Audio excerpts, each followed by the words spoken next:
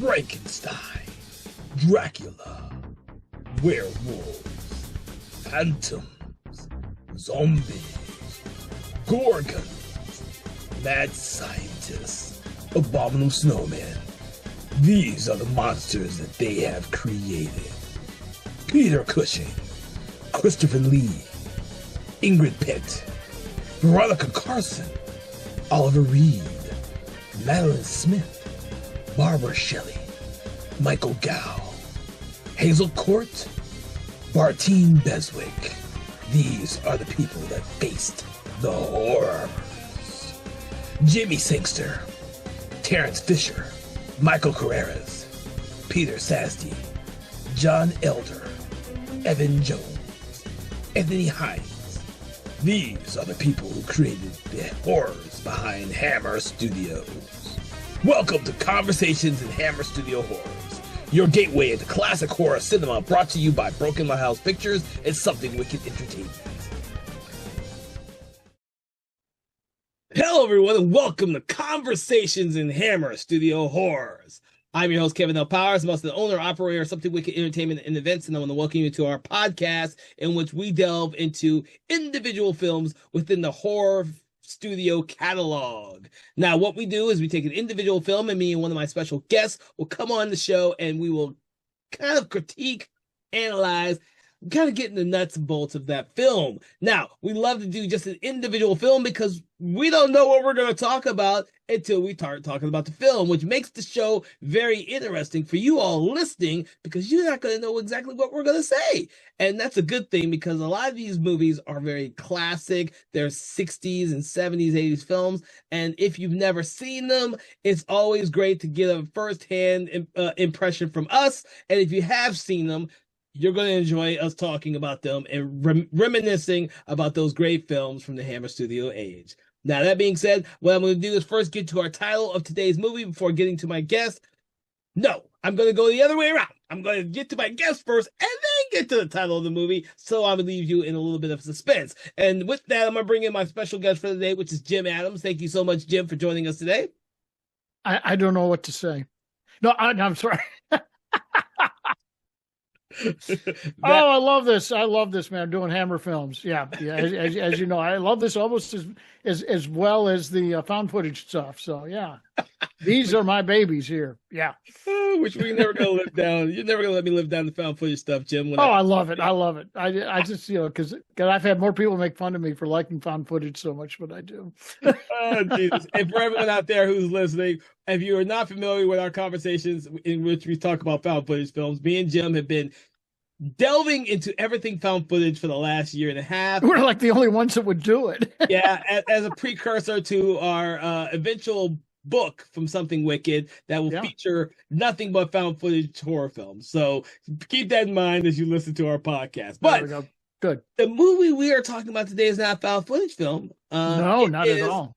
1966's The Plague of Zombies. Yeah. Which I absolutely love, and I'm hoping that Jim likes it just as much as I do. Oh, so, absolutely. I think this is I'm going to say, I've told people for years that I think The Plague of the Zombies is the best zombie film ever made.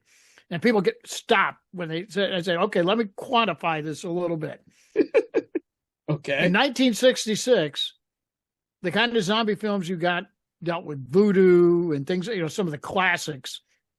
And this is the best of all of those, in my opinion. I think and it all changed with George Romero when he came out with Night with the Living Dead. And then when we thought about zombies, we thought about something totally different.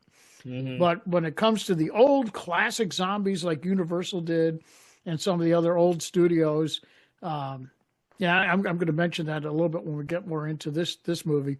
This, I think, was one of the best ones that dealt with that kind of a subject. And I loved it. I've loved it for years. So. Oh no, I'm agree with you. This one and I Walk with a Zombie. I think yes, two favorites of this. Out of all the movies that have done voodoo as a zombie precursor, I think these are the two of my favorites. Well, and there's one particular one that was up there at the top for a long, long time until I saw this one, and that was Bela Lugosi's White Zombie, which I think this film was influenced by. Mm. I don't know that for, I today I spent looking up some research material to see if I could find out if the screenwriter of this film might have been influenced by that movie, because I think he was, Hmm. because the stories are very similar to one another. Although White Zombie takes place in Haiti, and this one deals with a guy that had been to Haiti and learned some of the zombie tricks there. But the writer here, Peter Barron, I think he had to have been influenced by White Zombie growing up, Oh yeah, or almost. whatever, just because this one reminds me so much. So, folks, if you haven't seen this one, but you've seen White Zombie and you liked White Zombie with Bela Lugosi, you're going to like this movie. So with me, before we get to the movie we're talking about, because you mentioned White Zombie, White Zombie took me a while to get into. Over the years, it's grown on me a lot. Like when I first saw White Zombie, I didn't really take to it as much. I also wasn't much of a Bela Lugosi fan either. No, I know, and Bela Lugosi took time to grow on me. yeah, To be yeah. honest with you, I was more or less a Boris Karloff fan, and I'm still a huge Boris Karloff fan. Oh, yeah, Um, yeah. Bela Lugosi always seemed to be overacting in a lot of his movies. So it took me a while to get into him. I do appreciate and understand his position in the horror film iconic pantheon. Absolutely, yeah. Don't get me wrong. I have stuff that has White Zombie in my office now, because it has grown on me over the edges. But it wasn't like this film or I Walked with a Zombie.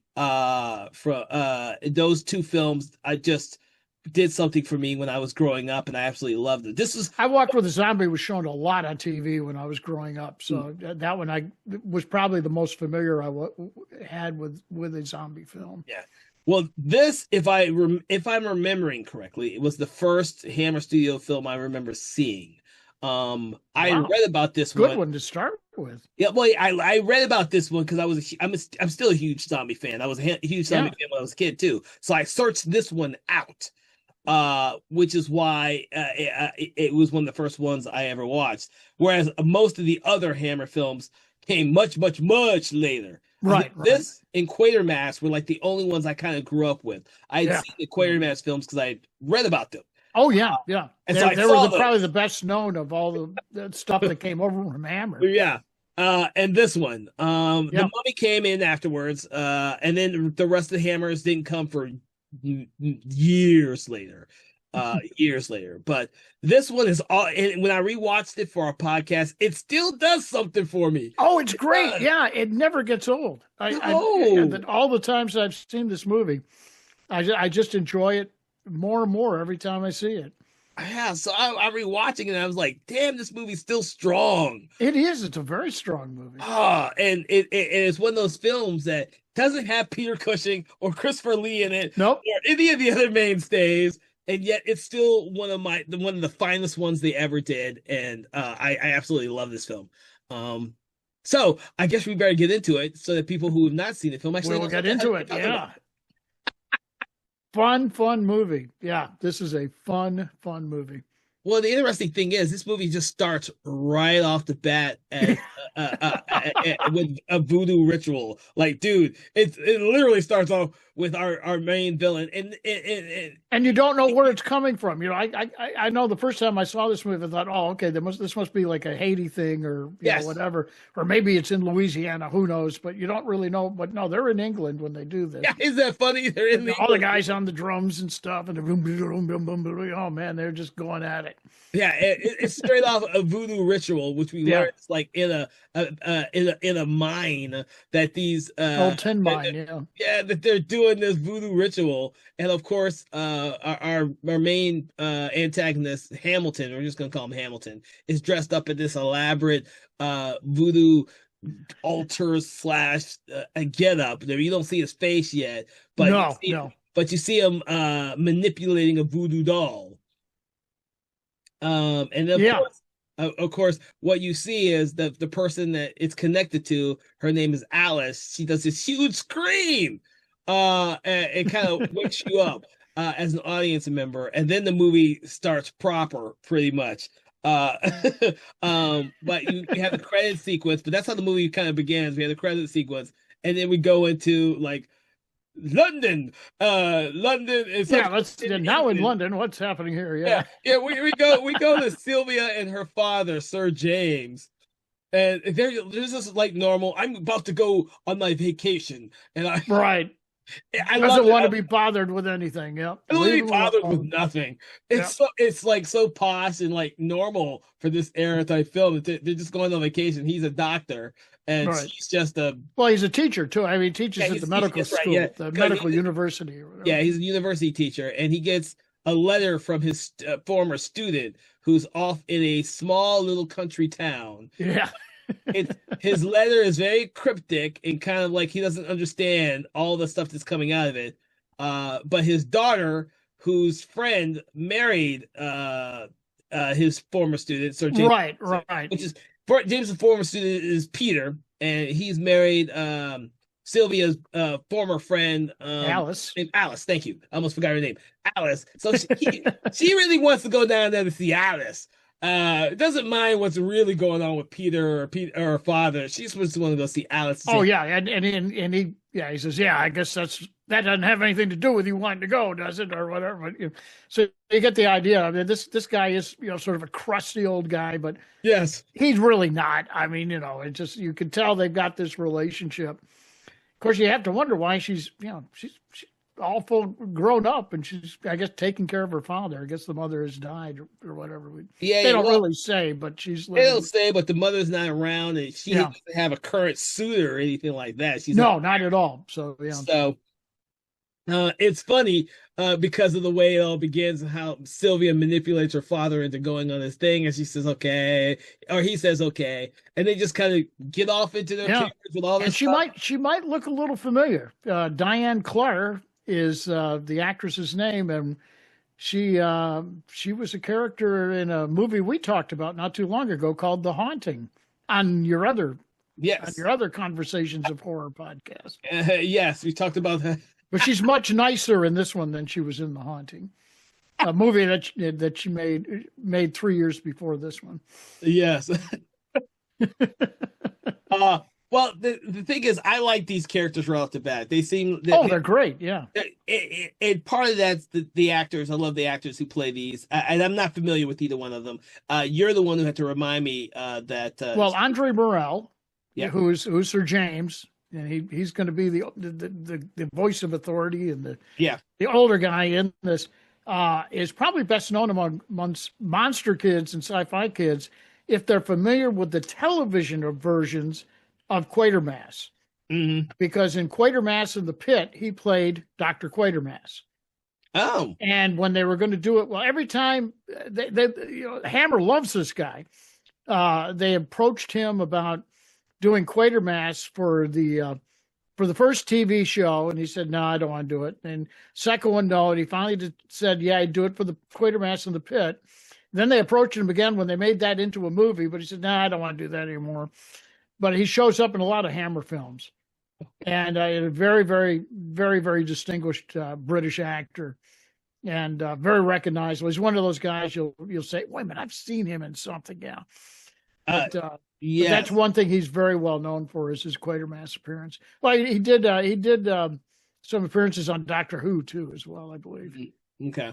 Well, it was funny as I was rewatching this film, and I can't remember if you were on this episode either, but his character in this film reminds me of the Peter Cushing, not Peter Cushing, but Christopher Lee character in The Gorgon, where I don't know if I did that one with you, but I love that movie, so I know exactly what you're saying. Yes, he is very much like that character in The Gorgon. He kind of comes in as the teacher who has authority, and Yep. people listen to him, and he takes no nonsense from the locals. That's And right. I was rewatching, and as I was watching this, I was like, oh, because we did the Gorgon episode not that long ago, and I was like, Yeah. oh man, it just reminds me of this so much. Yes. Yeah. They're very similar characters. Yeah. Very, very much so.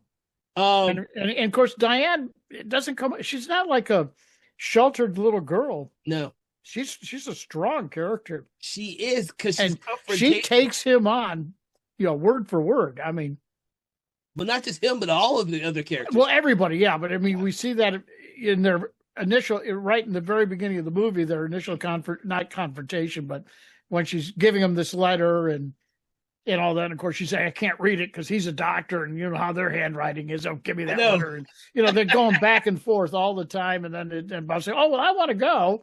And I've already started packing, I mean, it's great, but that this is a loving relationship between these two. This is just what they do. Which is real funny because of how old he is and how young she is. Oh, yeah.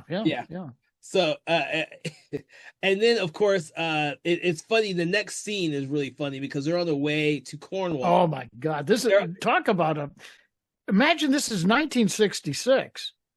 This is a really horrific scene coming up here when you think about it. I mean, nowadays it would be no big deal, but it was back then. That was pretty, when they come into the town with the funeral there.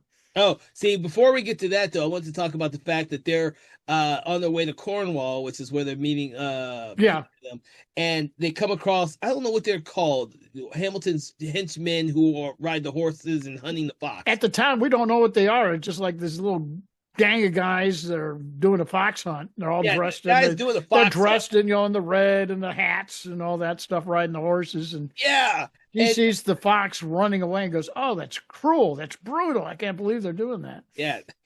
And she can't believe it. She wants her father to stop it, but they start saying that's what they these type of men do in here, and so he doesn't stop it. So when they lose sight of the fox, this is the funny part, the guys come to her and she purposely lies to them. Yeah. Oh, you want that away. Ha ha. And which comes to bite her in the butt later because the leader of this group, I can't remember his name to save my life.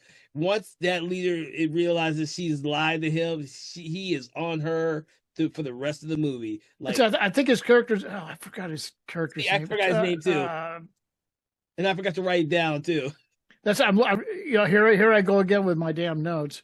Was it Denver? That sounds familiar. That could be it. I'm trying to think if that was. That could be it though. But the thing is, but very tall, good looking, but he's definitely entitled. He's. Oh yeah. All those men are. They're like frat boys. I mean, that's how they come off to me. Frat boys. That's exactly what they're like. They're like rich frat boys. Yep. And then of course, when they get into town, the frat boys, I think it was Denver and his men. Yeah, I think it is Denver. Yeah, because I should have made more of a detailed note on that one. Yeah.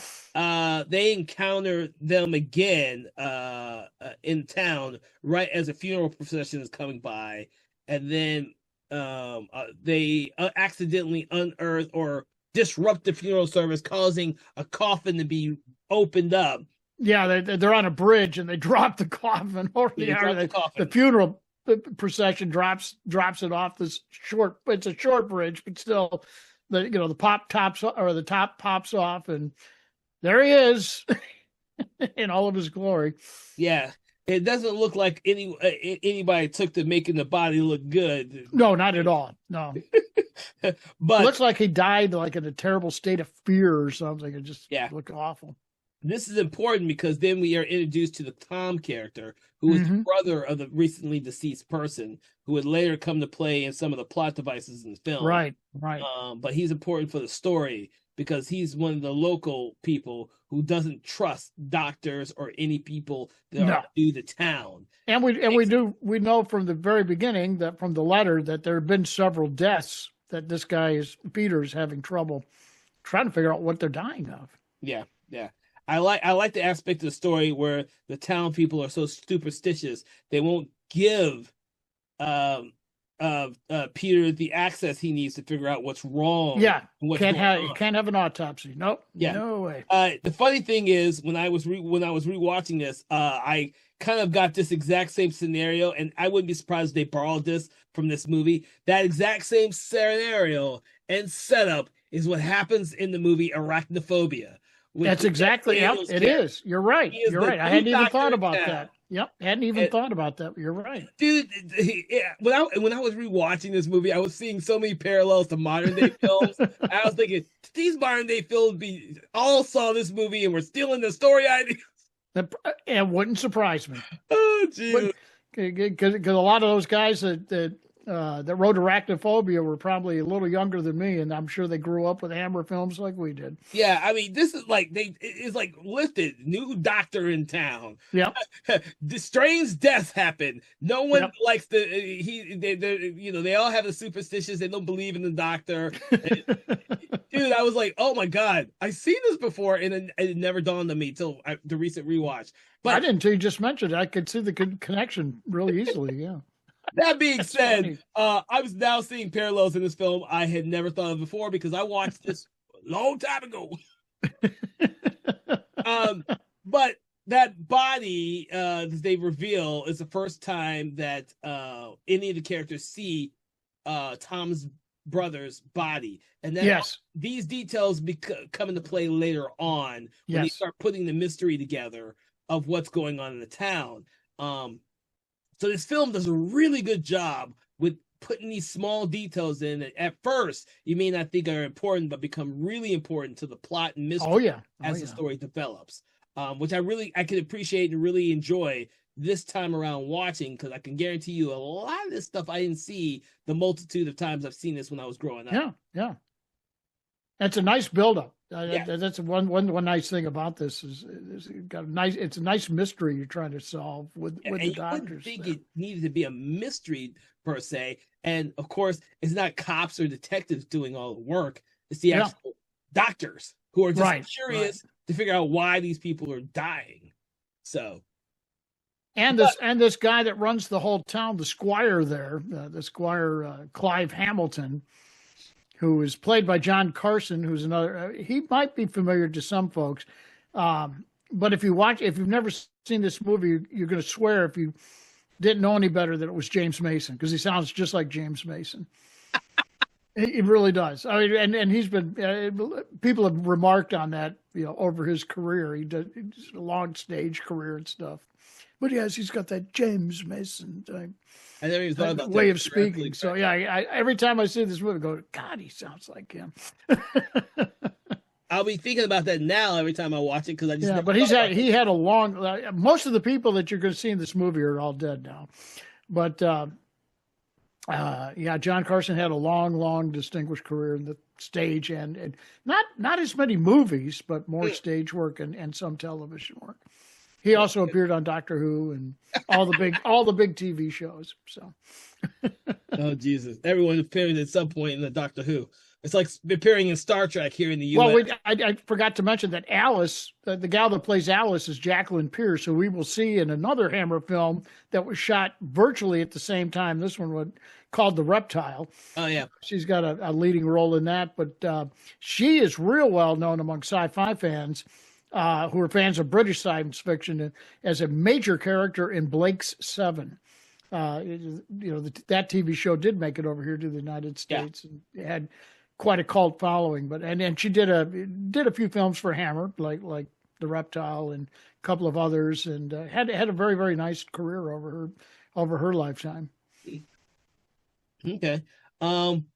And then we finally, or not we, but Sir James and Sylvia finally make their way to Peter and Alice's house, but Peter's not there, only Alice is.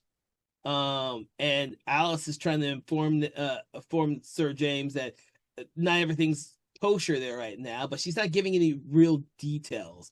I like the air of the little mystery that they already start off with this. And she has a bandage on her wrist, but they, when they press her on it, because he's a doctor, he says, "Hey, let me take a look at it." No, it's fine, it's being taken care of. Yeah, my husband's a good doctor. Yeah, he's good. Yeah, if you didn't think he was a good doctor at the very beginning of this, you might think, "Oh, okay, maybe he's doing something nefarious." But yeah, he's a good doctor. We learn that he is not given the access that he needs to figure out what's going on with these. And we do find out that he was like one of the favorite students of Sir James. He thought he was his best and brightest student Yeah. when he was teaching. Yeah, so while Sylvia stays at the house with Alice, Sir James goes into town to see or get answers about what may be going on. The funny thing is that he comes across Peter in, I guess it's a bar or so. Yeah, Peter's in the bar. I mean, he's sort of getting drunk in the bar because he's sort of frustrated with everything that's going on and getting taunted by Tom, Yeah, who said, I never should have let you treat my brother, and you're no good, and yeah. And of course, yeah, everyone, little mob scene going on. yeah, and which is cool because you kind of get that friction of the townspeople towards the new doctor in town. That's right. Yeah. And you get the fact that it's a very superstitious town because none of them will allow him to do a proper autopsy in order to figure out what's going on with the 12 men who have died already. Yeah, and the squire is all along with it. I mean, he runs the show. They don't have a coroner. They don't really have a mayor or anything like that, but the squire sort of runs everything. Yeah, yeah. And nope. He told him, he told the doctor, no autopsy. You can't do any of that stuff. No, forget it. But yeah, just as Tom and Peter are maybe getting to a fisticuffs, just about. Sir James steps in and diffuses the situation. Yeah. Because it's quite funny because he says, let's make sure everyone gets a drink and walk out. Smart man. Yeah, and they walk out so that he can get the real story from Peter, right? Because Peter is just at his wit's end about this because he can't do anything. You get the sense that the letter he sent to Sir James was out of desperation, but frustration. Yeah. But his wife is also becoming very sickly and weak and looking very pale as well. Yeah, and they're calling this the Black Plague because they don't have any other name for it. Just people are just dropping like flies. Yeah. And so I think this is when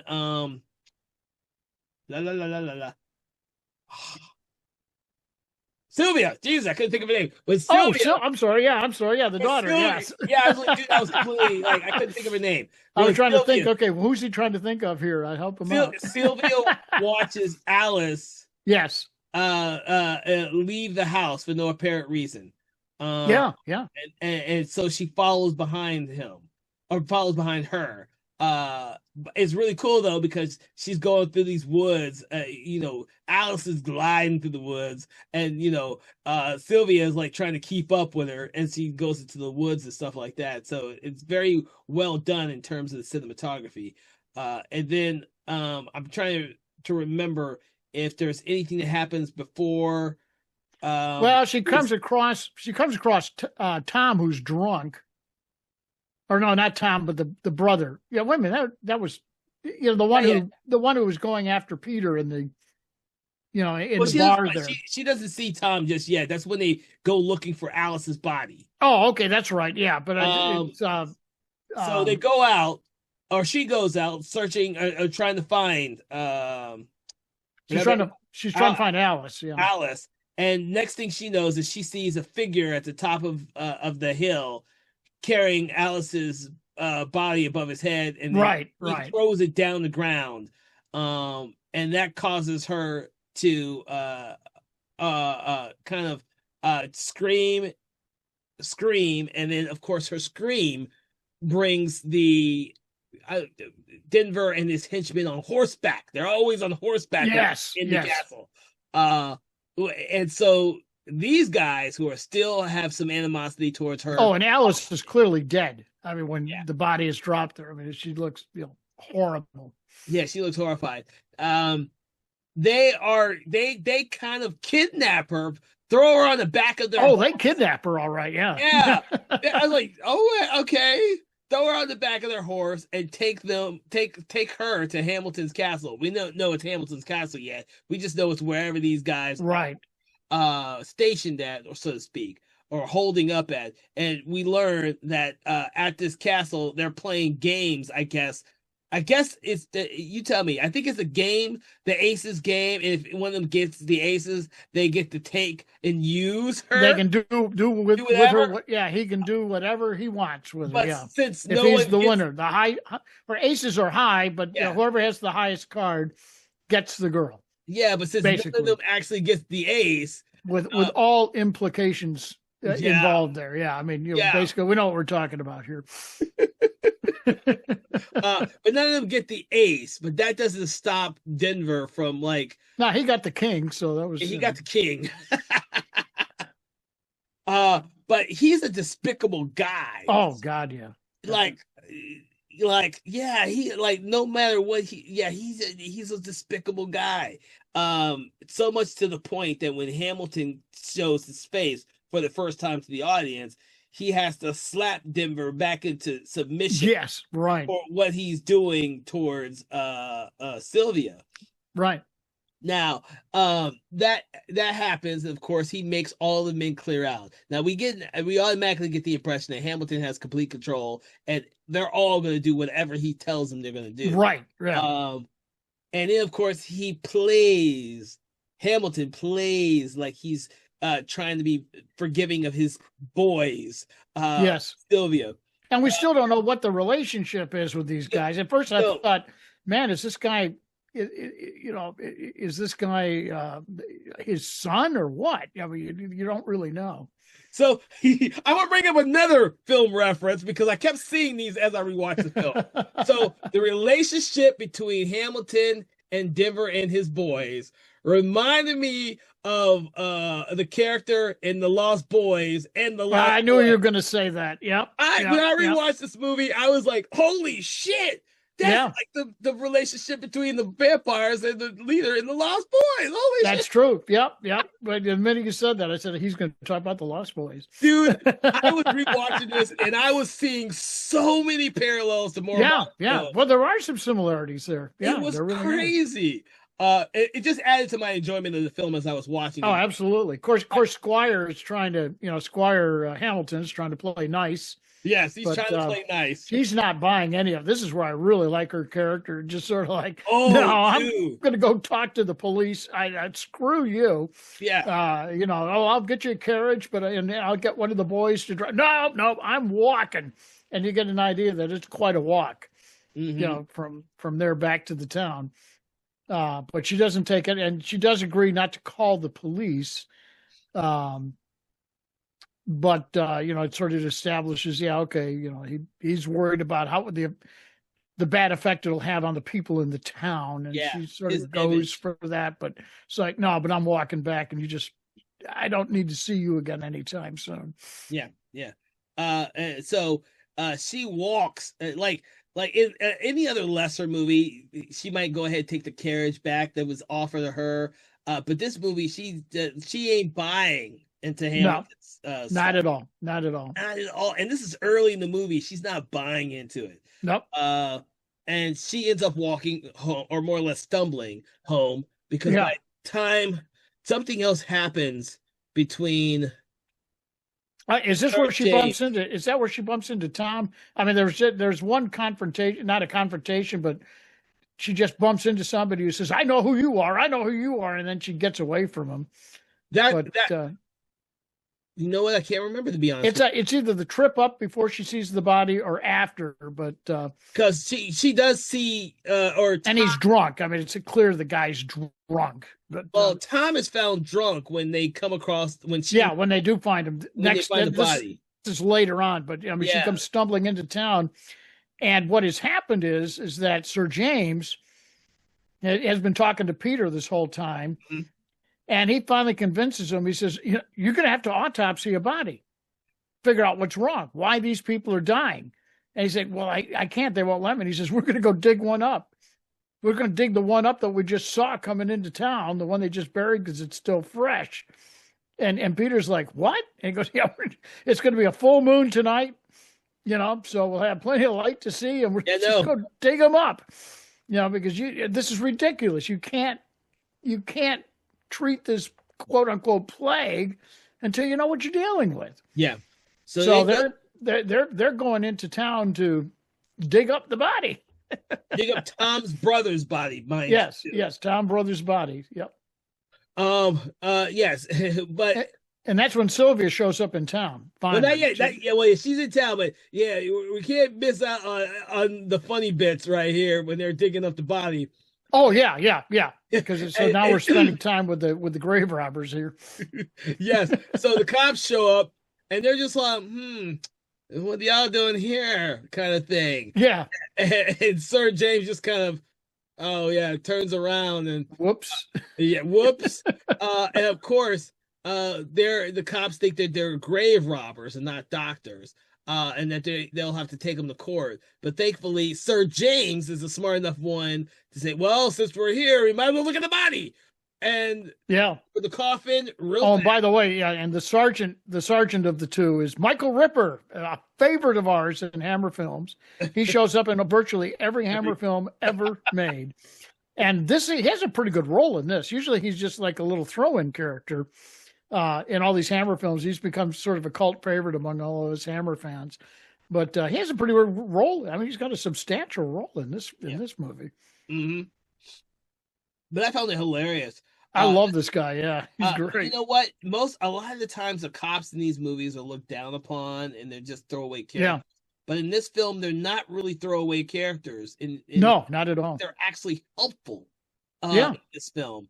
But so the cops, once it's revealed that there's nobody. There's nobody. Yeah. There's no. Well, obviously the cops are like, what the hell's going on? Yeah, because Sir James says, "What are you going to arrest us for?" And he goes, "Well, let's see here, grave robbery or whatever, and yeah, or body snatchers. That's it. Says, body snatchers. He goes, and then Peter's opening up the casket, and he goes, what? And James sees, he goes, okay, there's no body, and the sergeant's like, oh, wait a minute, yeah, can't be body snatchers without a body. Okay. And now they're really stumped. It's like, oh man, what are we going to do here? Well, the cool thing about the cops in this is that they go by Sir James's suggestion of not telling the public. Oh yeah. Yeah. Well, he makes a pretty good case. Yeah. You don't need the people to know this right now. Yeah. So they're panicky enough as it is. Yeah. So then after the cops and Sir James and Peter come to an agreement, the cops and Peter decide to rebury the coffin. And, right. Sir James goes back home.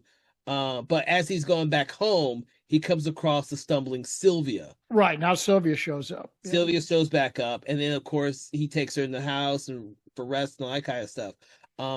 Because the next thing that we see is Sir James telling Peter that Sylvia says that Alice is dead and they need to go get the body. Right. Right. And that's they need Sylvia, who then walks into the scene. Like, she doesn't stay incapacitated or resting for very long. No, not at all. Because she knows where she saw the body. And so they, which includes Sir James and Peter and Sylvia, get with the cops to go searching for the body. Yep. They go with them. Cops are useful. The cops want to know what's going on just as much as doctors. Yeah. They can't figure out what happened. They can't figure out.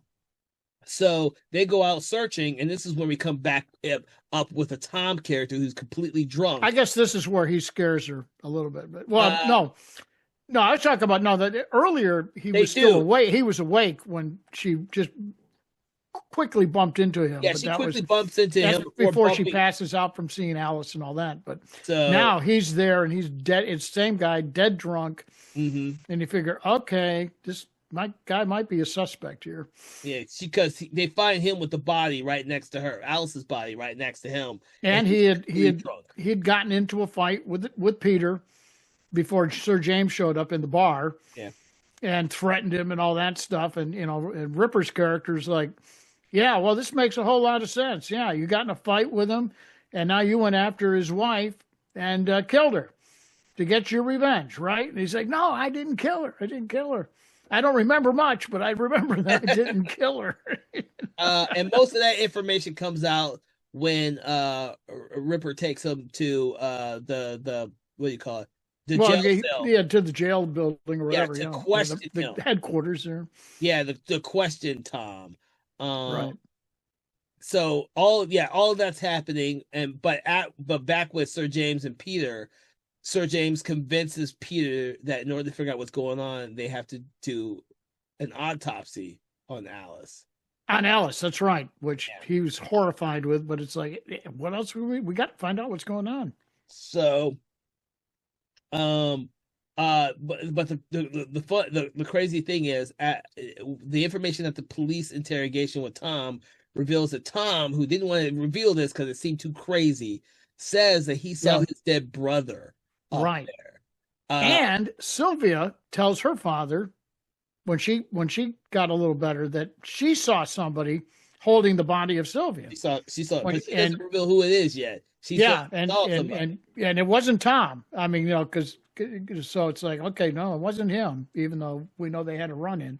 But the police know that something's weird because they were there to reveal that Tom's brother wasn't in his coffin, and now Tom's Right. brother is claiming to have seen his dead brother, and so Yeah. they didn't go to Sir James to say, "You need to question Tom yourself," Right. because the cops are stumped now. And so of course the smart Sir James, because he's the one figuring all this stuff out, what's really He going is on. figuring. Yeah, he's pretty clever. It's a mystery for him that he's figuring Yep. out. So he goes and he questions Tom about what the details of everything, which leads him to draw some new conclusions. Because he goes back to Sylvia to get to kind of dig deeper with who she thinks she saw. Yes. And the thing is, he has to get it out of her because she doesn't believe that she saw what she saw. Yeah, she just thinks she was just upset and doesn't know what she saw. Yeah. She reveals that she saw Tom's brother carrying Alice, Right. but she couldn't believe it was Tom's brother because she saw him dead in the Yeah, she saw him when earlier. he spilled his body out all over the place. Yeah. Yeah. And so this gets Sir James really thinking. This Yeah. is like, so there's some really crazy stuff going on now. Well, and I think at this point he has mentioned the word witchcraft or whatever. It says, I'm suspecting there's something weird going on in this entire town that might involve witchcraft or Yeah, I can't something like that. But he doesn't know for sure what it is until he gets with the vicar. Yeah, the vicar. Yeah. So he has to get with the vicar, and he starts learning about all the types of witchcraft that the books in the library, or Right. The vicar has access to all these books that he needs access to figure out what's going on. So he has to do his research. Yeah. He has to do so. Yeah, I'll bring up another movie again because when I was watching this, it had me thinking about even though this scene with him in the library and the vicar, it doesn't go on at all that long.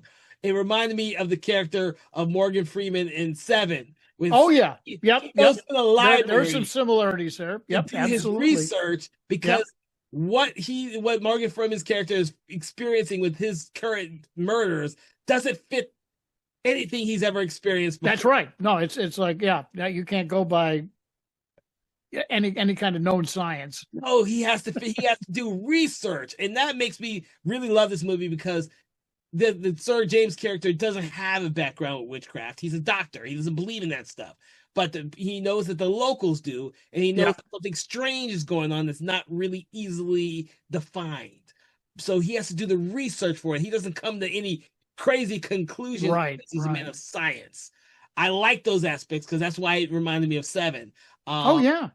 And so that right there was like, this is very cool. And the vicar has a few more scenes after that too. So it's not just like a one note where he goes. Well, they determined Sir James is convinced this has something to do with voodoo. Yes. Because he asked the vicar, he says, "Do you know anything about voodoo?" And he's like, "Oh,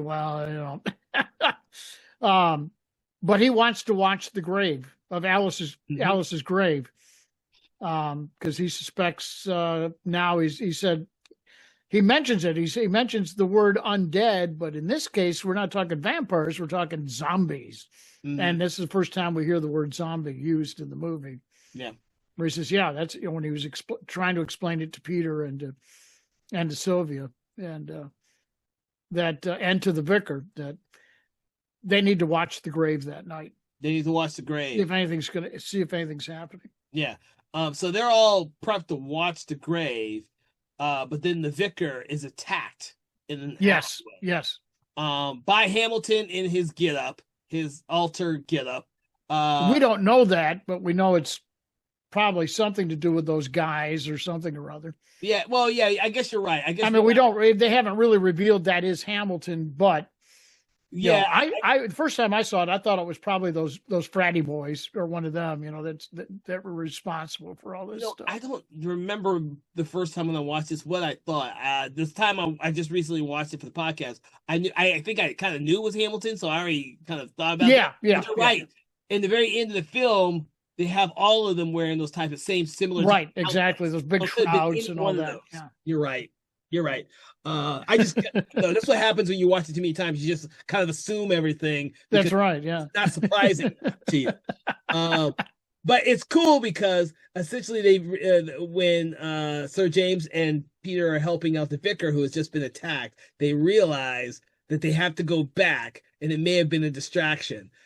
Because what happens is Hamilton and his goons, or Denver and his goons, have all been trying to dig up. Yeah, they're trying to dig her up. Yeah, they're trying to dig her up.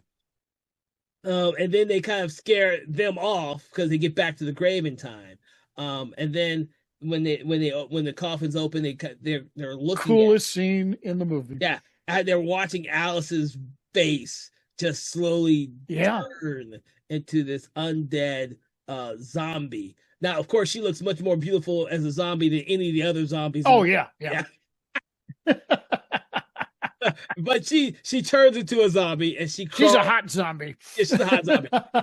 Especially considering that she's probably the first female zombie that Hamilton has made, because they say that other people have all been strong men in the village. Yeah, it's all been men. Yeah, it's all. Well, we know why too. We know why they've been strong men, and we actually don't know why.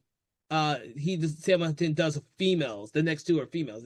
Yeah. Actually, we never told that. I just realized that. I don't think we're ever told why he does Alice. No, we don't really. That's never really revealed. Yeah. I never thought about that till now. But they see her climbing out of the grave, and it petrifies her. Oh, it's a great scene too. It really is. Peter is petrified by the fact that his wife is undead, coming out of the grave. Yeah. And Sir James just picks up the shovel and just chops her head off. Now, in the original and the version, the only version I've ever seen is the British censored version. The original one, he chops her many times. Oh, but the BBC censor said nope. Or the British censor said nope, that's too much.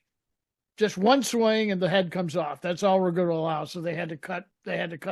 So I've never seen a version of it where he's like chopped her 3 or 4 times before the head comes off. Well, they just thought that was a little too much. Well, and I think it's fine what they've got. It's fine. It's fine. But the story you're telling me, is probably the story that director Sam Raimi thought of when he was trying to decapitate Linda's head. Oh, I think so. Yeah, that brings another connection in there. Yeah, I'm sure Sam Raimi was influenced by this movie, because Sam Raimi grew up on all of these movies. Dude, all I was seeing was references, dude. I was like, oh my God, this movie influenced so many movies. And I'm like, oh, damn, we chopped off with the head. Oh man, I can see Evil Dead 2 right there, dude. I was like, oh my God. But this ought to give people some ideas of just how influential Hammer films were in this country. Yeah. Of all the ones, they really were. A lot of us that grew up on horror monster movies. Yeah, we love these films. We love these films. And the only reason why for the audience listening, the only reason why I could see these so many parallels is because this is the only one I think this is the one Hammer film I've seen the most growing up. Most of the other Hammer films I didn't see as much growing up, except for the Quatermass films.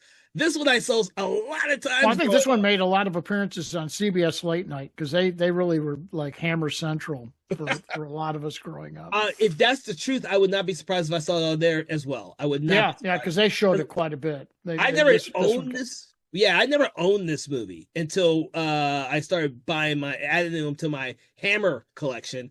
So I don't know. I've seen this movie many times growing up. So you might be. Yeah. That's probably where I saw it so many Well, times. I mean, it was on other vehicles too. I mean, I'm sure late at night or whatever, the one with Rhonda Shearer and Mm. Gilbert Gottfried and Yep, I remember TBS Gilbert Godfrey. and the TBS ones that would show the horror movies on Turner and stuff. Yeah, I mean, it got a lot of showing because it was a cult favorite Yeah, among see. people. Oh, so yes, dude, I could talk about all the stuff in this film, and that I started to pick up on, but It influenced a lot of filmmakers, I believe. Yeah. yeah, but the great thing about that sequence is that it goes straight into Peter Yes. seeing all these zombies rise out of their Oh grave. my God. This Yes. nightmare sequence. I love this sequence.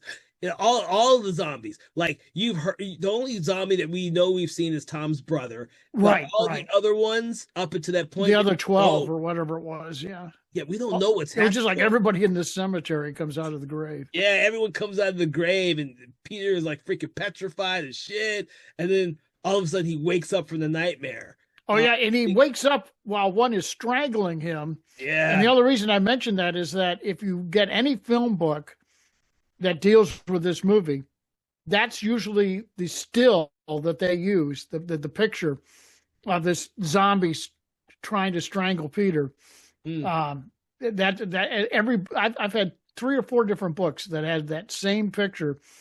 That makes a lot of people want to go see the movie. Ah, But yeah, it's a great sequence, the dream yeah, sequence there. yeah. Or I should say nightmare sequence. Nightmare sequence. Yeah, because when he wakes up, Sir James is right there with him. Yeah. And he's having a nightmare, and Sir James asks him what he saw, and he saw all the zombies coming out of their graves and coming after him. Right, I right, was right. like, oh shit, like that's different than most other zombie films at the time. They didn't Yes. have that Yes. really at the time. That was a new ideal. Zombies coming out of Absolutely. the graves. No, most of the time you hear about the story of voodoo, and a bokor or somebody is taking the body out of their coffin. Yes, right, exactly. So Yeah. that's what you have. You don't have them like digging out of their graves, which is something that you'd see in later zombie films, Or in vampire films too. I mean, and vampire films. You saw it in Brides of Dracula Mhm. and Horror of Dracula. Yeah, and what was it? I think what was the one I just saw? Vampire Lovers. They actually, Vampire Lovers have a similar scene. Yeah. yeah, it's yeah. So it's those ideals right there. It's like, oh, so they're borrowing a lot of stuff from their vampire movies in here. It probably makes the voodoo zombies much scarier. Well, even the fact that they call them undead. Yeah, a couple of times in this. Well, and keep in mind that for the most part, voodoo zombies weren't used in film that often. No. So, I mean, it was 2 years before Romero redefined what a zombie was, and he wasn't even trying to do that. He was still calling them. No, he wasn't, because the only ones, like I said, the only ones you'd see in the beginning were like White Zombie and I Walked with a Zombie, and then there was Zombies Revenge, and may have been 1 or 2 others back in the 40s. Yeah, I think Zombies on Broadway. Yeah, but yeah. I mean that was it, and they were. I remember they got a lot of airplay on Monster Movie Matinee, or at least the White Zombie and Zombies of Moratau. That was the one I was trying to remember. Yeah, that one. Yeah, that was a classic. That got a lot of, but it was those kind of zombies that were like people who had died and now they were walking around, usually under the control of some evil guy. Yeah. But it was all voodoo type related. All voodoo type. And then Romero came up with the.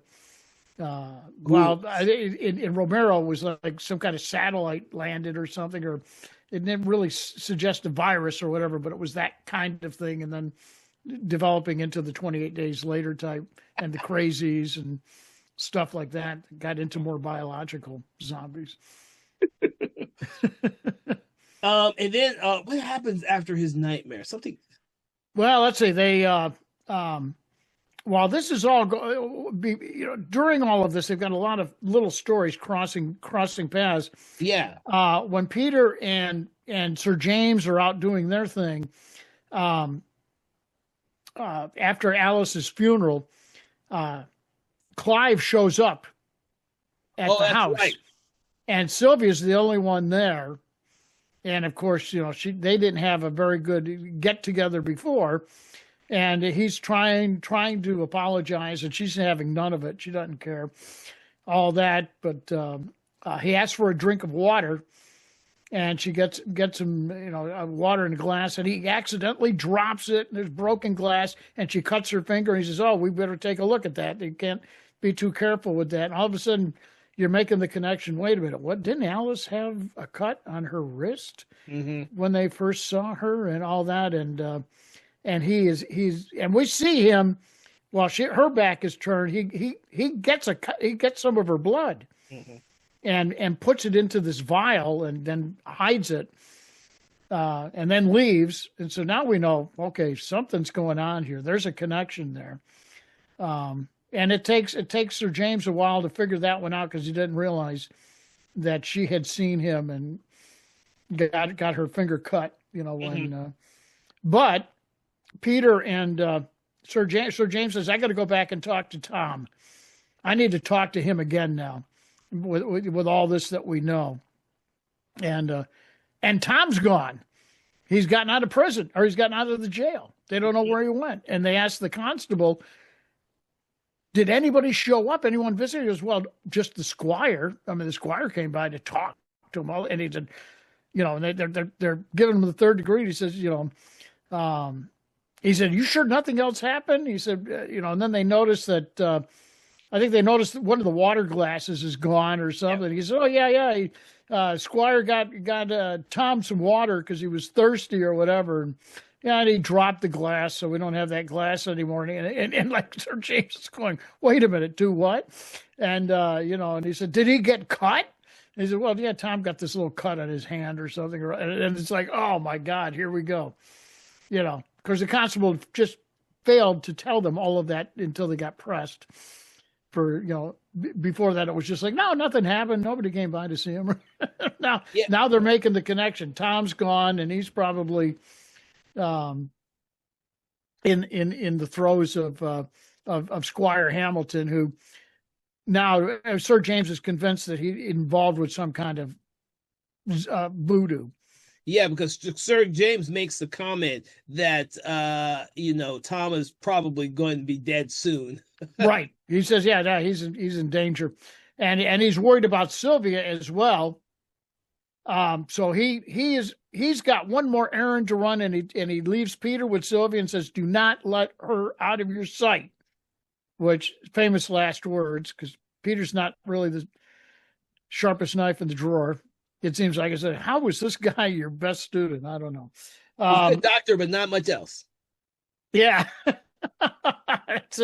But so Sir James heads back to the mansion and confronts the squire, and he tells him right flat out. He says, "Yeah, you were in Haiti, weren't you? And you learned some things from the voodoo people down there and all that." And of course, the squire's denying it all about that, but the other fratty boys show up, and Sir James knows he's outnumbered, so he bolts a hasty retreat. Yeah, he doesn't, knowing that he's not through with them yet, and of course he doesn't really go away. He stays, out of sight on the grounds, so he can see what's going on there.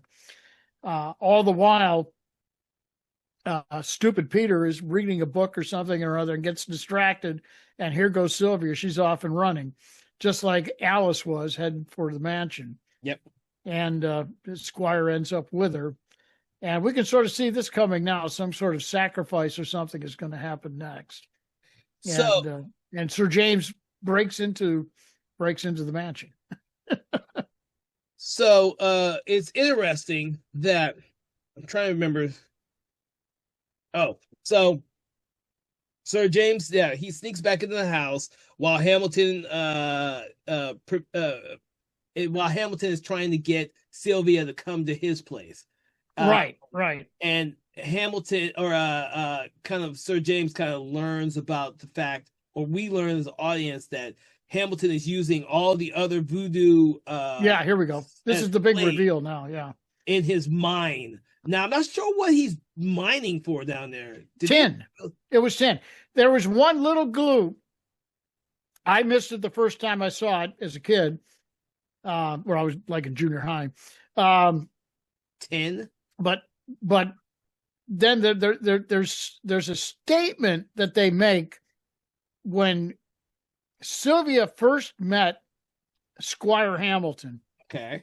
You know, after she got kidnapped by the little fratty boys, and says, "I'm just going to walk back. I'm going to go walk back." And he goes, "Oh, by the way, stay on the path, because if you get off the path onto the moors, there's an old tin mine down the road, and the ground can be very unstable."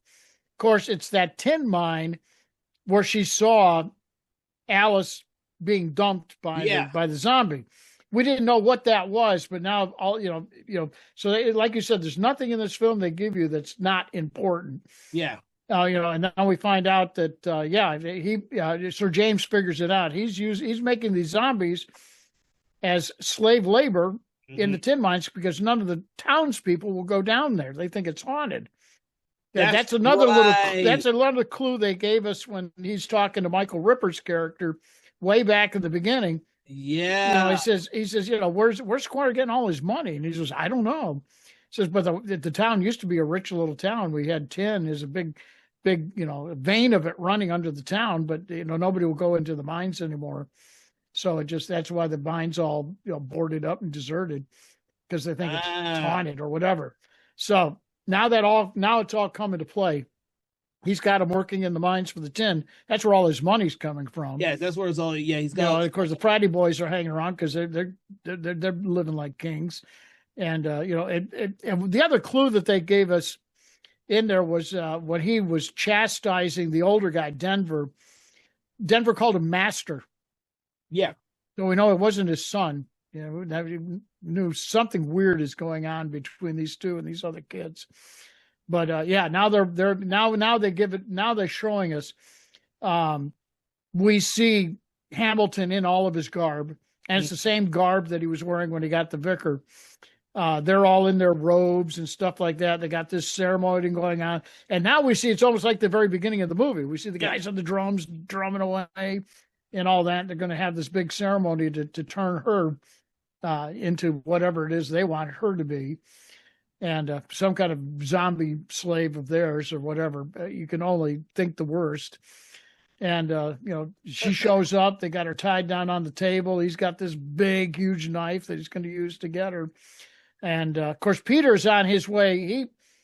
When he realized Sylvia was gone, he chased after her. So actually, he gets to the mansion, I think, he gets there about the same time Sir James gets there. Sir James. Sir James is already there, but he's already there. But has his altercation with Denver, who finds Denver finds him in the library he finds him in the library. That's where he finds all the little mini coffins of the voodoo dolls that Squire Hamilton made. All the voodoo dolls up there, and they all have the blood of the victims, right? Which is what he's using to control them. Yep. And which we saw at the very, very beginning too. That's right. We saw Hamilton messing with Thomas's brother's voodoo doll with the blood, all that type of stuff. Now we've seen all the dolls that he's been collecting, and all the victims who are now slaves in the tin mine. Right, course, right. Sir James holds his own against Denver in that little fight until Denver catches fire for the fireplace. Yeah, that's sort of cool. It's like if it's a Hammer film, you got to have fire, man. Have fire. And then of course, Sir James stabs Denver with a pair of shears, and killing him. But the fire keeps going. Oh yeah, boy, it's out of control. Of course, this fire gets out of 19th control. Century. It's funny for a few moments because you have Sir James trying to get the fire out. He's trying to. Yeah, that's not working very well. That doesn't work at all. But the important thing of that is that we see we start to see that the voodoo dolls all start. Yeah, this is the coolest part of the movie. And so we see that, but down below in the actual mines, you're right. Hamilton's about to sacrifice or do something to Sylvia, but Peter finally finds his way. Peter shows up. Yeah, he He shows shows up up first. just in time to stop them from stabbing her. But then, what happens is he gets overtaken by Denver's men, or his men, and you think that they won't be able to hold their own against Hamilton and his men until the zombies start to burn. Yeah, they start smoking and then Start smoking. bursting into flames, and that stops everything because now Yeah. the squire's like, oh crap, It's cool because all the zombies and it's different zombies start to burst into flames. Yes, Go yes. crazy, and and Hamilton loses control over them. Yes. And so they go. This is where it reminds me of White Zombie. Yeah, yeah. Because I mean, I mean, there's some similarities. The zombies in that movie sort of lose. He loses control. Lugosi loses control of them at the end. Yeah, and they come after him as well. So yeah, it's, Peter saves Sylvia, and then Sylvia and Peter have to get saved by Sir James. Yeah, Sir James finally, he shows up in time to get them out of there. So it's a funny thing. He was trapped in the office with with Denver, yeah, flames until one of the servants accidentally steps in. And he doesn't accidentally. I think he shows up. I think the servant showed up because there's a fire going on. I guess so. Just checking on it. But he opens the door, and there's Sir James saying, "Yeah, where are they?" Yeah, Sir James is demanding to know where they are, and he tells them in the mine. Now we know how he gets down into the mine from the elevator. Obviously, he's been shown that by the servant. And so he saves Peter and Sylvia by using the elevator down to the mine shaft, but they let everyone else burn as they exit the mine. And it's a really cool scene to see Hamilton rushing up to the elevator. Saying, "Get me out of here, please." It's like, nope. No, because then a flaming zombie comes up from behind them and gets him. Yeah. And as the elevator rises, we see that whole mine burn up with all the zombies in it and all the men and Hamilton, and the walls and ceilings start to crumble and fall. And then, of course, Sir James and Sylvia and Peter manage to get to the top of the mine shaft, which is the top of the mine shaft that we saw earlier, where Tom's brother throws Alice. Yeah, Alice off. Right, that's where Sylvia first seen that. Yeah, that's where Sylvia. And it's really cool to kind of go back to that exact same location. It's all circular, yeah. They manage to escape as the mine collapses beneath them, and they're now safe, and everyone in theory is pretty much dead. Yeah, pretty much. Yeah. Buried underneath their. Of course, they had to burn up the mine in the movie because they needed the mansion for the reptile, which was filming right after that. Same, because they used the same mansion in that one. So yeah, I think we mentioned now. Yeah, they only had one. They only had one miniature that they could burn up, so they had to save it for the reptile. So, it like most of the Hammer style films back then, the film just goes straight to the credits on the. Yeah. I mean, it always ends with a big fire. Yeah. Yeah, it's fine in this day and age. We probably would have liked it to go on a few more minutes before we got to the end credits, but we've now in this show gotten used to the movies just ending right there. Don't really need to show anymore. I mean, end of story. I mean, all the zombies are dead, the evil guy is gone, and so they can get back to normal again. Of course, they can't go back and mine any tin, but yeah, they'd have to rebuild the mine, I guess. Well, I'm glad that we had this conversation because I, for the life of me, couldn't know. I didn't realize what they were freaking digging for. I was like, I guarantee you, before now, when I was a kid, it didn't really matter to me what the hell they were digging for. But when I was rewatching, I was like, what the hell are they digging for? And the whole idea of the tin mine may have been influenced a little bit from an old movie, another Hammer film called Dr. Blood's Coffin, which dealt with an abandoned tin mine in a little rural town, and a doctor. It's one of those very underrated films that a lot of people have heard of but never watched. I I unfortunately have only seen it once, and I don't remember much about it. Yeah, it's So a pretty good movie. Pretty good movie. well, we will get around to it eventually on the show because it's a Hammer Studio movie. So, Yeah. I was going to say, yeah, that was one of the hammers I did on my podcast, and ah, it was a lot of people were like, "Wow, I never realized how good of a movie that was." a So, lot of people never do.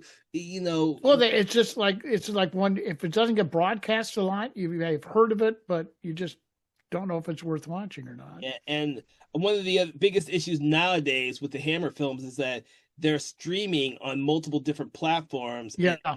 because of the many different companies that distributed the films here in the U.S. Oh, I know. Yeah, because Warner Brothers had them for a while, and then Seven Arts, and yeah, there was like three different distribution outfits, and I think even Columbia did a couple. Yeah, they changed hands quite a bit. Yeah, it's unfortunate because you can't go to one streaming service and find all the great hits. Yeah, they're not all in one place. They're That's not right. all in one place. Some of them are really easy to find, like on Tubi or Roku channel. Others Yeah, you have to purchase from Amazon or go to yeah, and there's HBO some, and Max. there are some that are very now. This one I could only find streaming on Internet Archive, Yeah. so that was nobody else had it. I mean, not even a where you could rent it or whatever. It was just this was the only place I could find it. Yeah. I mean, the best thing is to own copies of the movies. Yeah. But, you know, for all of us here who are horror fans, and especially us hosts on this program, we wish that they just do a box set of the freaking Hammer Studio, a massitive box set. Well, yeah, there's individual ones out, like detailed ones, like the vampire ones, the Frankenstein ones. But yeah, it would be cool to see, call it like the Halls of Hammer, which was either a TV show or something that the Brits had. Hammer's But House of just do every Hammer horror film in like a monster box set. It would be a pretty big box set. Yeah, like what they did with the Shaw cool. Company. Exactly. Yeah, like Shaw that. Company, massive volumes where they have like the 4K Right. versions of their films on these massive box. Yeah, I would, dude. I think a lot of fans would love to have. Oh, I think they would. Yeah. So yeah, this one is available on some compilations.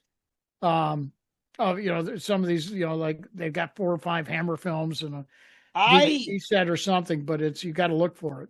This one I don't think is. That's what me and Dave, but me and Dave Watkins, our other host of the show, have almost all those Hammer compilations. And this one we had to buy individually from the ones that we found. So I have this one individually on the DVD. I have to check and see if there's a Blu-ray of this one actually. I'm thinking there is.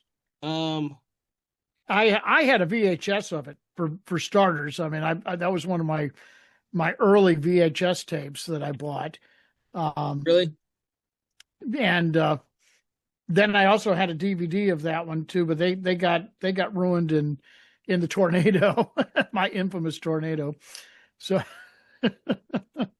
well, for me, for this one, there is a Blu-ray of this. I was looking to see because I had just closed out my notes as I'm opening them back up again here. Yeah, and I was pretty sure Scream Factory did a Blu-ray of this. Yeah, 2019. Yeah, Blu-ray came out in 2019. Yeah. But it has probably not. Yeah, it has not been upgraded to a 4K release, so that's interesting. Oh, I see which one you're talking about. This old school DVD double feature with the Plague of Zombies and the Mummy Shroud. Yes, that's the one. I was trying to think what the third film was, Mummy Shroud. Yeah, which I was not a real big fan of the Mummy series that Hammer did. It's one of the few Hammer franchises that I didn't really. They were okay, but it just wasn't my cup of tea. But yeah, I think that is probably the only physical media that you can find this on right now. Yeah, that's kind of crazy. It is. It's what a great movie it is. It's a great movie. Yeah. But hey, that's the one reason why we're doing this for everybody out there is to inform them of the great films that the Hammer has put out there. Not just these, but all the other great films out there. Hopefully you guys will check it out. Because I love this film, and I grew up. I do too. I grew up watching this film. And as much as I love zombie films, I still do enjoy a very good voodoo zombie film. Absolutely. They don't do absolutely. No, Now, they don't. No, once we went the Night of the Living Dead route, that sort of defined it from here on out.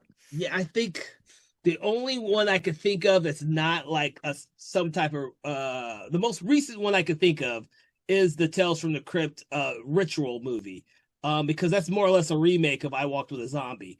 Yeah, that's very close. You've got some old Ken Russell films like Lair of the White Worm, and some of those that deal with voodoo. I think Jacob's Ladder. I think the one you're going to get the closest to is The Serpent and the Rainbow. Serpent and the Rainbow, definitely. Yeah, that's the Ken Russell film I wanted right there. I got them mixed up. I always do that. Yeah. I'm a big Ken Russell fan, but I'm sorry, Ken. Yeah, God rest your soul. That's Wes Craven. Mix up some of the titles with you guys. Well, Serpent and the Rainbow is that was definitely a good movie. Yeah, it's a good movie, but it's not talked about as much as I wished it was. No.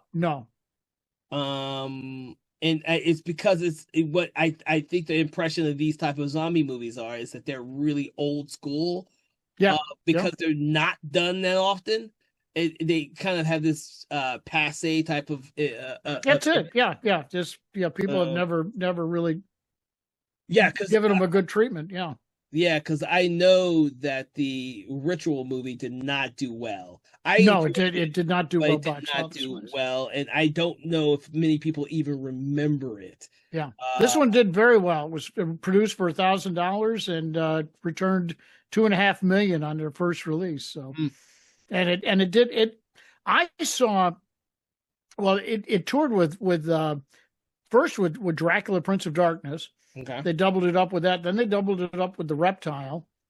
Now, I didn't see it until I was almost in college, and I was on television. And I think it was on CBS Late Night, if I'm not mistaken.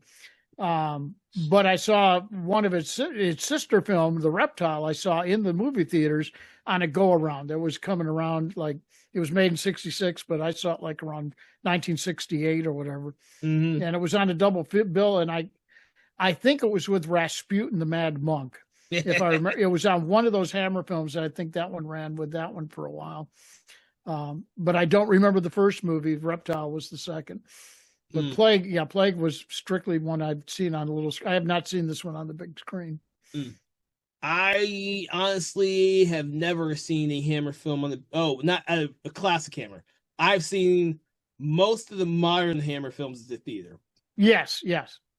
When they had a release. Now, I don't think they all got a big release, but not all of them, no. Like The Resident and Let Me In, they all Let Me In. I really liked. It was because I loved Let the Right One In, the original it was based on, and I'm a fan of Chloe Grace Moretz, so I really like her stuff. Yeah, same here.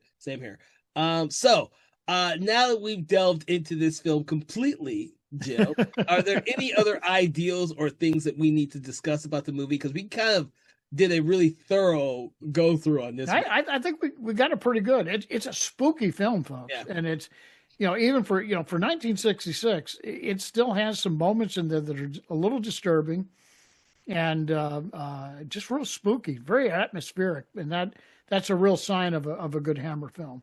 Oh, I do want to mention how well I still think the makeup for the zombies holds up for these. Absolutely. Yeah, it's very good makeup. Look. And they look Roy Ashton did a great job on this. Yeah. Yes.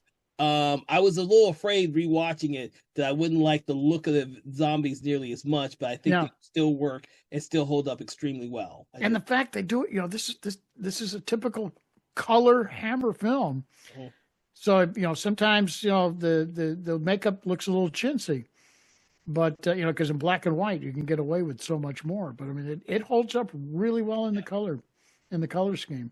He did a great job on it. Yeah, I think so too. So, with that, I want to thank you, Jim, for joining me on this conversation about the Plague of Zombies. For everyone listening, what we love to do at the end of our conversation is we like to take a look at the film and we rate the film based on a 1 to 5 rating, 1 being poor, 5 being amazing. But what we like to do is we like to take an object, a quote, or saying out of the film to attribute to our rating. Where on the spectrum, Jim, do you place this movie, and what object, quote, or saying do you attribute to it? I hope I don't. I always take yours. I'm going to make sure I don't do that this time. No. I'm going to give it a 4, and I'm saying a 4 because on IMDb I gave this an 8 rating out of 10. So I'll keep it. I'll keep it. Sort of. No, I think it's a very good, very very good film. 4 spilled coffins. I guess is what I'll give it. That's fine. Huh? I give the film 4.5 bodies thrown from the top of a mine by a zombie. Oh, excellent. Yeah, I didn't even think about that one. Good choice. Good choice. I had that one kind of planned. I was hoping you didn't come up with it. No, I didn't come up with that one. Because for me, that was a kind of an epiphany while I was watching the movie, because it finally dawned on me that when he throws Alice off the cliff, that's the mine at the very end. For some reason, that's right. Yeah, because we don't know that for the longest time. As a kid, I don't think I ever picked up on that at all. And so when I rewatched it, it's like, oh yeah, I think for the first time when I was watching it, I was watching it more critical than I ever have. Yeah. I picked up on so much more than I did before. Which reminds me that is one of the cornerstones and of why we do the show we do, is that our conversations are to not only be entertaining but inform people that you rewatch films that you may or may not have liked before and still see and feel and experience. Always picks up something before. That's right. And one of the great things about me having done these podcasts is, so a lot of these Hammer Studio films I have never watched more than once, and then there are others like this one that I actually grew up watching.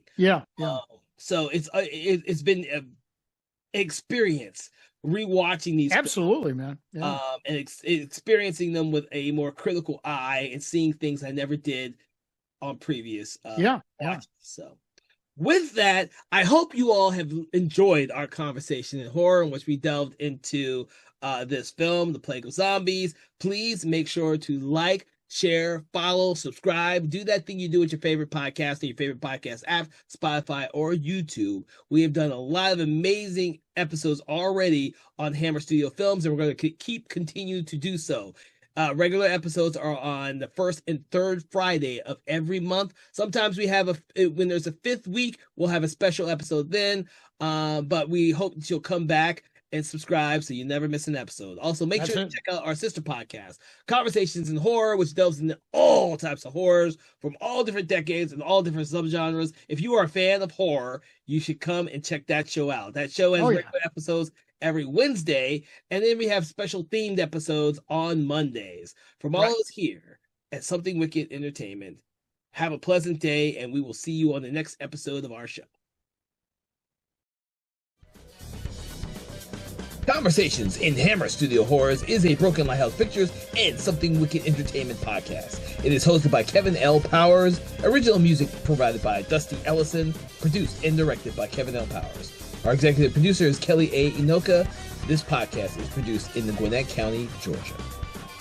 Conversations in Hammer Studio Horrors is part of the Conversations in Horror podcast franchise and is copyright 2025 Broken Lighthouse Pictures. No part of this program can be used without express permission from Broken Lighthouse Pictures.